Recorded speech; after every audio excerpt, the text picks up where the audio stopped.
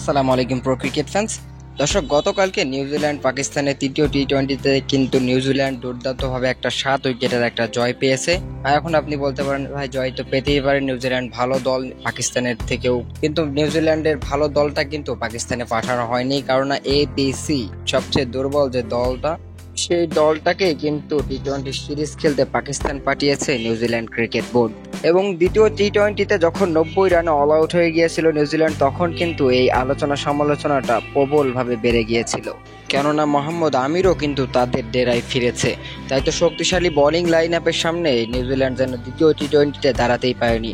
অথচ তৃতীয় টি-20তে 178 রানের টার্গেটে দুর্দান্তভাবে ব্যাটিং করেছে নিউজিল্যান্ড, সেখানে কিন্তু 3টি উইকেট মাত্র হারিয়েছে। আর দারুণ ব্যাটিং করেছে মার্ক চ্যাপম্যান, 42 বলে 87 রানের একটা অনবদ্য ইনিংস খেলে দলকে নিয়ে গেছেন অনেক উচ্চ মাত্রায়। তার অতি মানবীয় পারফরমেন্সে কিন্তু নিউজিল্যান্ড তৃতীয় টি-20তে জয়ের দেখা পেয়েছে। আর এই জন্য এই জয়টা একটু বেশি আনন্দ নিউজিল্যান্ড ক্রিকেটের জন্য।